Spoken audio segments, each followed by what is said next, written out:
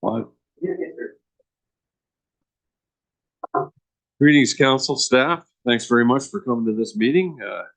We've got lots of business ahead of us here and we'll get right into it. Today's meeting is being held as a hybrid meeting. It may be streamed live as well as recorded and published on the Southwest Middlesex YouTube channel. We begin this gathering by acknowledging that the land upon which we meet is a traditional territory of First Nations people who have a long-standing relationship with the land, water, and regions of Southwest Middlesex.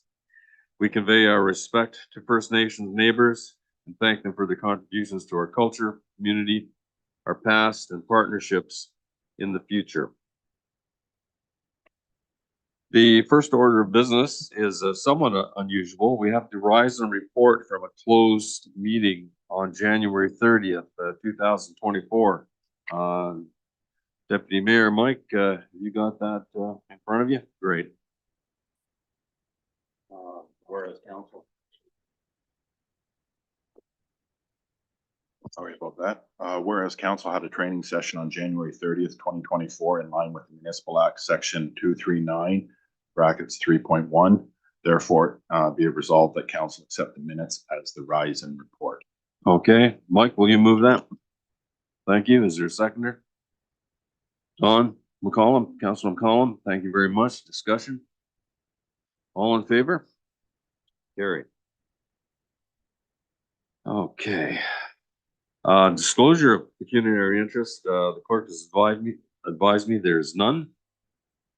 Additions to the agenda. Are there any? Seeing none, the chair will entertain a motion to accept the agenda as printed. Mover, please, Councilor Choi. Seconder, Councilor Vink. Discussion? All in favor? Carried.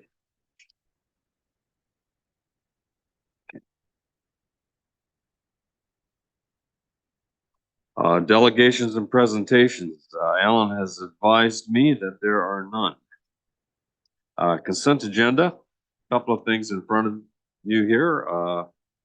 If there's any you'd like to pull out, or if we can deal with them comfortably immediately, we can do so. License plate renewal fees, Municipality of Tweed. Roma and Ogra request for single conference, Town of Petroleum. Yes, go ahead. Yeah, I'd like us to support that one. Okay, would you move that, Councilor McGill? I'll move it. Okay, is there a seconder? Councilor McCollum? Okay, and I understand I've been told by Councilor McCollum that years ago this was an amalgamated conference. Okay, all in favor of that? Carried. Reliable and accessible public trail transit, City of Brantford. Cemetery management support request, Municipality of Calvin. Yes, go ahead, Councilor Choi. Yes, I'd like to support that one. Okay. I'll move it. You'll move that. Is there a seconder for that? Councilor Vink. Any questions? All in favor? Carried. Thank you, Councilor Choi. Councilor Vink, Humane Society. No Empty Bowls Initiative. All right. We have vouchers, of course. Kristen has resolved several inquiries. Thank you very much, Kristen. And the building report, fourth quarter 2023 is trending up. We hope to increase those numbers through 2024. Yes, Deputy Mayor Scholdex. I had one question. Vouchers. Yep. Did you want to do it now? Yeah, we can do it right now. Yep. It's the very first one. See that it's a voucher for $300 for arena grand opening photography. I'm just wondering what that was and what are we doing with the pictures? Oh, I can tell you from the voucher perspective that we paid for her to be there and take pictures at the grand opening. As far as what we're doing with the pictures, I'll defer that to Kevin. Perhaps Kevin may address that. Yeah, through the recreation committee, it was all part of the grand opening. That's where the funds were coming from. And She had been around for the day to take pictures as the day went on, and she will be handing us a USB stick with the photos on it, so then we can add that to any kind of onto the website or whatever else we wish. Thank you. Okay, promotional material, things like that. I did chat with the photographer. I can't identify her, but she certainly was a busy photographer. Okay, we've pulled a couple out. We have dealt with those and supported the municipalities that presented them on two. Is there a motion to accept the balance of the consent agenda? Another question?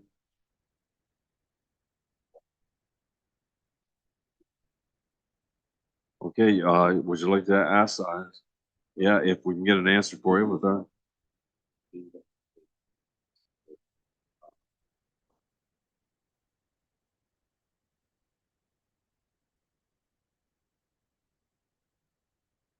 Sorry, that might have been one of the line items in the vouchers. Oh, here.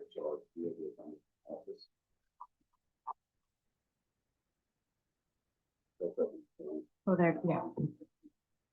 Mhm.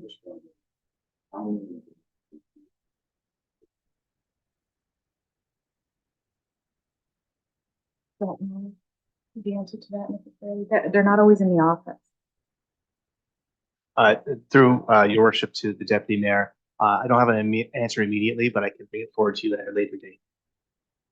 Okay. That's was resolved. It will be resolved. Communications forthcoming. Can we accept the balance of this consent agenda for the clerk? Okay, Councilor McCollum, seconder. Deputy Mayor Schuldice. Questions? All in favor? Carried. Okay, Committee of Adjustment, I have been advised there's none. Public meetings, at this time there are none. And we have a notice of motion from Councilor Haggett. Bring forth a notice of motion regarding correspondence from the United Way. Councilor Jody, would you like to speak to that? Yeah, I'd just like to support them because the disability and the welfare is way too low for living standards for anybody, so just like to support their motion going ahead. They'd like to see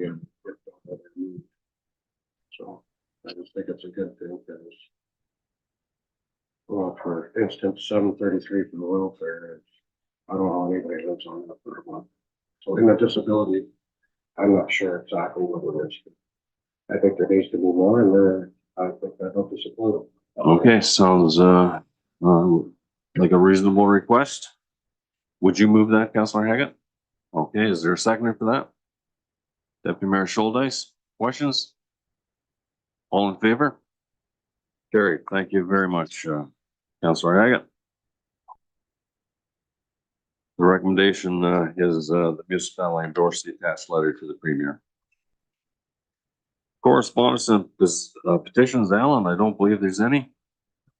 Unfinished business, I have none.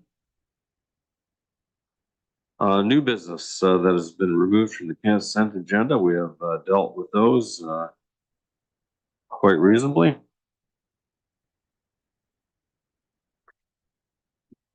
Yeah, yes, Al. Thank you, your worship. I may like to mention here that there was a staff initiated request for a new business item for the AMO pre-budget submission. There's a lengthy resolution in front of you that was tabled by the AMO and requested by the CEO to be brought forward to you. Council may choose to endorse this if they. Yes, thanks very much, Alan, for bringing that to my attention. I did have that in my notes as well. AMO pre-budget submission recommended by AMO, who comprised of many municipalities. Council's been circulated. Councilor Choi, your opinion on it? Okay, is there a second for that? Councilor McGill, thank you. Give any questions, and the chair will just give you a few minutes to peruse that.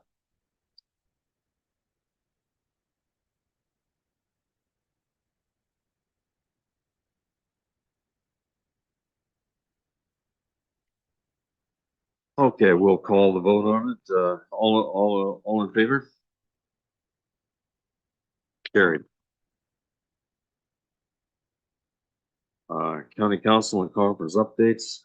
Here's, daily activity, reported, that you have received. And, announcements, are there any? Okay. We are on number 15 of the agenda.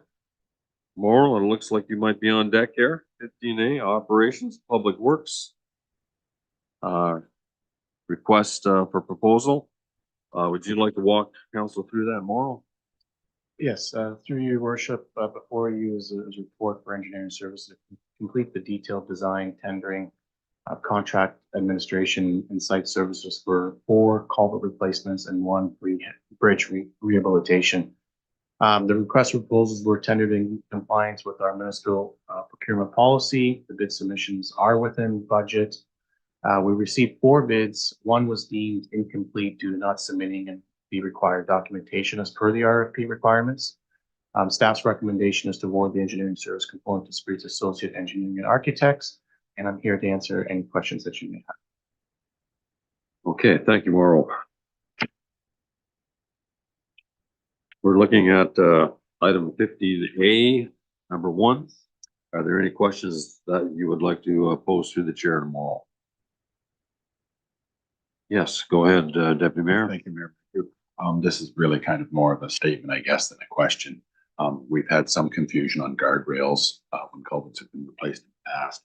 And I just would like to advise that I'd like to make sure that the guardrails are taken into consideration here. I know that not all of them have guardrails, but the one on Dundonald has a very long one. And I'm sure it's much newer than the culvert. And to me, it looks like it could be reused. It'll have to be taken up. So I'm just wondering if that's something that can be looked into. And some of the other culverts don't have it, but I don't know whether they should be added or not. Just wanted to bring it to your attention. Any comment on that, Morrell? No, I appreciate those comments and I will look into it for you. Okay. Councilor McGill? Yeah, through the mayor to tomorrow. I believe when we did some culverts, 2 years ago, there was 3 of them we did, and I think it cost about $450,000. But the culverts were put in really long, so there didn't have to be any guardrail. And, farmers really prefer that because the machinery is so wide now. So I'm hoping that that's what happens with these culverts, that there are no guardrails and that the culverts are just longer. Is that probably what will happen? Through your worship, that's a difficult question to answer right now until the detailed design is done. What's going to probably have to take effect or be determined is the property width that we have to work with and what that flow is going through that culvert. So I will definitely take both your comments into consideration, provide that to the engineer when you do the design. But I understand your comments, and I've heard that before. But unfortunately, until the design is done, I'm unable to determine if the guardrail will be installed or not, or post and cable. Like, it's all depending on the slope, right? Yeah, or can I make one more? Yes, go ahead. Follow up. Yeah, I think the one on Springfield, it was actually the culvert's down like maybe 25 feet deep in the ground because it's in the bottom of a gully. And so what they did there was the culvert was actually longer than the road allowance. And on each end, the culvert is out on private property and there's no guardrail. And that's a comment I get from farmers quite often is they want all the, whether it's bridges or culverts, they want it to be wide so they can get through. Okay, yes, Councilor Haga, go ahead. Through the mayor tomorrow. Do we have a liability standard on that guardrail? Through your worship, there would definitely be a liability because guardrails or post and cables are required depending on the slope of the banks, right? So again, that would have to be assessed during the engineering. If we have to encroach private property, then some type of agreement would be need to be made with the property owner. Typically, we'd like to keep our infrastructure on municipal property. I really don't recommend, encroaching private property. But, again, these are great comments. I will pass it along to the engineer. I just, can't guarantee that it will be done or it won't be done. I'll have to be dependent on the engineer's design. Just to follow up. Yep, go ahead. I mean, it's everybody's safety. It's not just, for the firemen. You gotta take into account everybody driving these roads. So that's what I'm more concerned about, is liability to Middlesex and proper guide rail when it's needed. I agree with those comments. Good. And Councillor Choi? Thank you. Through you tomorrow. I know we just recently had the road study done, and some of these roads will be upgraded in the future, perhaps widened. And will those things be taken into consideration when the design of these are done? Yes, yeah, they will be. We'll certainly, yeah, we'll look at the road needs study, see which ones are going to be incorporated, and of course, yeah, these culverts will be extended to accommodate that. Okay, yes, the county of Middlesex, are very much aware of that, as Councillor Hagan to know that, larger equipment necessitates, more width. All right, the recommendation is before you. Everyone's had a chance at, asking questions. Is there a motion to accept the recommendation as presented? Yes, Councillor Vink. Seconded for that, please, Councillor McCollum. Any more questions? All in favor? Carried. Moral, the next, is regarding, Aqua, Ontario Clean Water Agency, is to be received for information only. Would you like to advise council of any concerns or, any material in regard to that? Through your worship, before just a report on the process of how capital projects are determined and presented to council. Staff does meet regularly with Aqua to review operations capital projects. This report is just for information, and I'm here to answer the questions that you may have. Okay. Yes, Councillor Vink, please go ahead. Thank you, Mayor. We had a little conversation with Morrow, the other day, and so, Morrow knows what I'm gonna be asking. As far as the lagoon, we had, an erosion problem. Maybe you can elaborate what has to be, fixed up there? Yes, through your worship, the main lagoon at the wastewater treatment facility, it has a lot of water movement. There's stages within that lagoon that filters the sewage system through it. So there's a lot of water movement, which is causing the banks and the slopes to start to erode. It's one of the sections is actually starting to erode into the service road. So we're trying to be proactive and to stabilize those banks and to trying to deter any further erosion. So it hasn't got to a serious component yet, but we're trying to be proactive and then deal with the worst areas first. And we thought we anticipate and budget the project over 3 years. And the intent is to ensure that we have slope stabilization around our lagoon to stop any future erosion. Okay, thank you. Any further questions? Nope, that's good. The recommendation is that the Ontario Clean Water Agency Capital Project Report be received for information. Is there a mover? Seconder? Councillor Choi? Councillor Haggett? All in favor? Carried.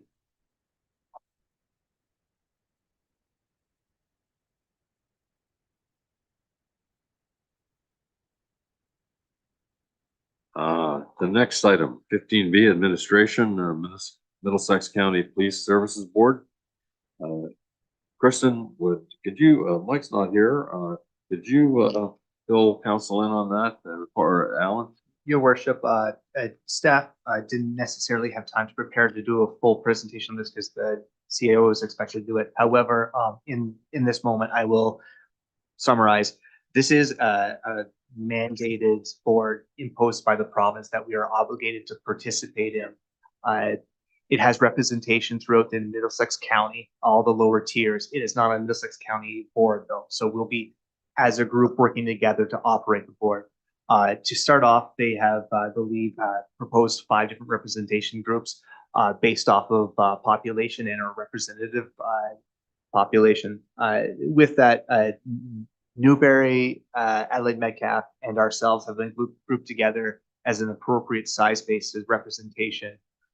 With that, there is an understanding right now, verbally, not in writing, that at some point in time there may be a rotation, but to kick off the group and set up the board's roles, we are recommending by staff that Sue Clark be our representative for the initial starting of the board. Okay, I see Sue Clark regularly, so, yeah. Any further questions? And as the clerk indicated, that we are mandated to have such a board in place.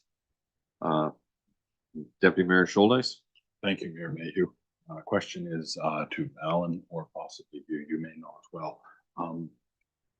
I understand that it's an obligation that we have to join this, but what is its real purpose? What is its mandate? Why are we doing this? Through you, Your Worship, to the Deputy Mayor, that's an excellent question. Part of this will be actually fact finding what it is going to be, the vision and how it's operated. But at its very base level, it's guidance to the OPP in the general region on how we want to police, and whether we want to have a community police modeling, or maybe more of a metro style where it's more harder enforcement. It's really just for a feedback body to see how the community believes their policing is going. It's very open ended right now, and it will eventually become that objective. We'll get updates as it goes. Through Your Worship, yes, they do minutes and updates regularly. Okay, thank you. And I see Newberry is included in that group as well. It's good. Okay, council, the recommendation is before you. Any more questions? And your acceptance or rejection of the recommendation? Okay, thank you. Councilor Haggett. Seconder? Councilor Choi? I'll call the question. All in favor? Carried.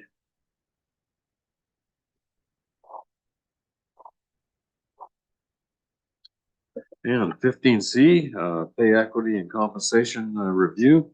We'll hand this over to Kristen. And just to remind council that we don't identify individuals when we're talking about this. So Kristen, you take it away. Can we go back and do the performance review process? Oh, yep, we're gonna Report miss that. first? You bet. Um, Yep, I can speak to that one. thank you. That's all right. Mike is just looking to firm up dates and processes here. So it was previously, anybody that's moving up a step in a pay band would typically do so after a performance review at the beginning of the year. Step increases were April 1st. It's typically how they, how it worked out. So what he's proposing here is that we move it all into one calendar year. So we'll do performance reviews at the end of the year for anything transpiring that year, and any step increases would be effective January 1st, the same as cost of living increases are. Okay. Thank you, Kristen, for clarifying that. Staff has asked council to consider this, their recommendation put forward. Are there any questions? Is there, yes, Councilor Scholz, Deputy Mayor Scholz, go ahead, Thank you, please. Mayor Mayhew. Question is for Kristen. I'm not sure whether you'll know this or not. I know the CAO did the report. Some senior staff have been hired within the last year. Will their year end, like their actual year that they've been here, will we still be performing those performance reviews? So the currently, well, and in proposed in here, the performance review process isn't always directly linked to the compensation review. So some people are already at step 5. They'll still continue to receive performance reviews. We want to continue to motivate and engage and refine the skills of staff.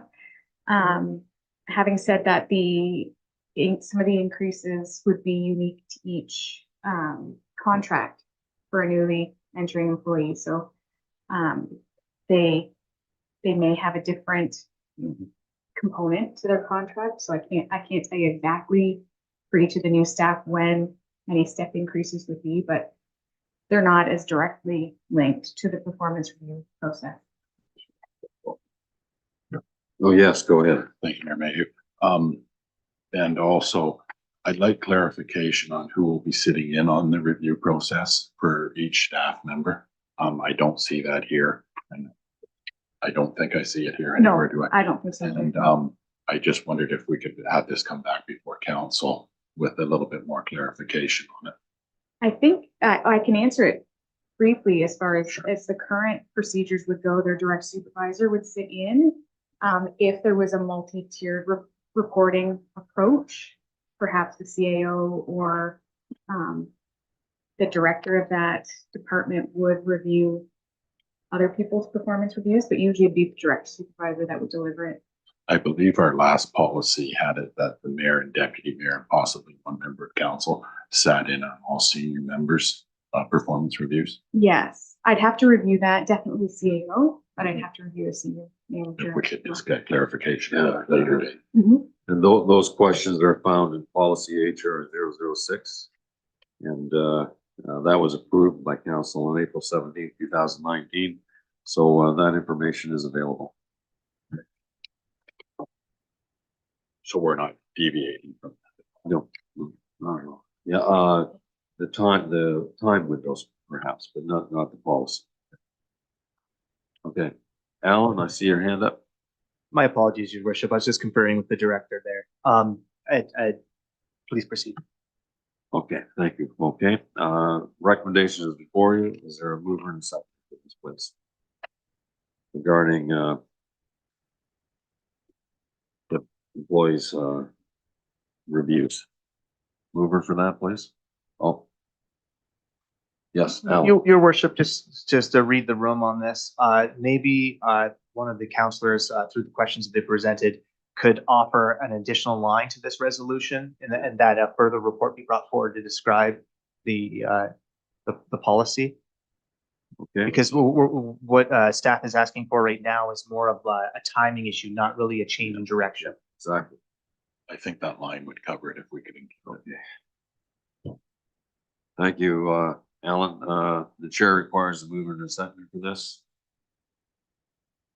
Okay, Deputy Mayor Schuldice will move it. Is there a seconder? Councilor Haggett. Any more discussion? All in favor? Thank you, Council.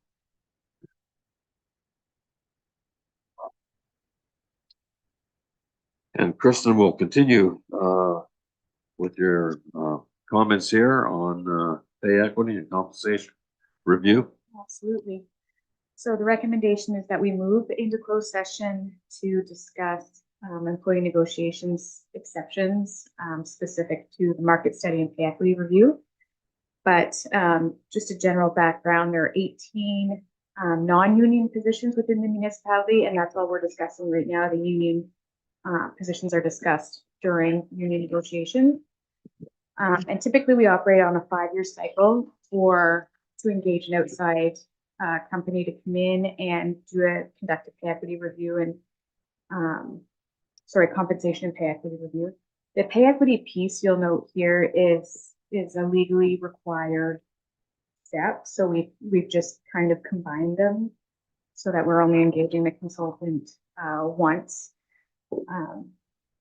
Interestingly enough, I just did a project in school not too long ago about how compensation is changing in specifically the municipal climate, because since COVID-19 and the values that different people are placing on different forms of compensation. So a lot of employers are moved to remote working conditions and flex time and stuff like that as an added compensation. But to go through the details, we've got our consultant here to present, but we would move into closed session. Okay, Alan, you look like you'd like to add to this conversation. I just wanted to mention that this particular resolution recommended by the report is recommending that we go into closed. It doesn't put us in closed yet. Okay. Yeah. Okay, any further questions? Yes, Councilor Vink.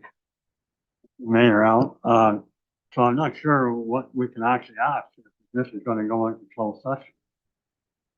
Recommendations before you. Would you like to explain that? If I could suggest, maybe we move into closed and that will answer your questions. I mean, we will come back to open. Right. If you still have remaining questions or anything after. Yeah, well, I have one question that's in the report here. I'd like to say, I'm not sure I can ask that now or later. If it's about a specific person. No names. No, there's no names. I just see, about the 55th percentile of the market average. Okay, And that's what I was gonna ask, so, yeah, Mary Ann will address that okay, too. okay. right. Okay. All right. The recommendation is before you, and that recommendation will be followed by us going into closed session. Pay equity and compensation review. The report be received for information. There are some details belonging to the remover and a second for that. And council will go into closed following that. Is there a mover and a seconder? Moved by Councillor Scholdice, a seconder. Councillor McGill. All in favor? Carried. 16 on your agenda, council, or is a recommendation that council go into closed session at 2:02 as per section 239(2) of the Municipal Act. Is there a mover and a seconder for that? Councillor Vink, Councillor Choi. Questions? All in favor, we go into closed at 2:02. Carried.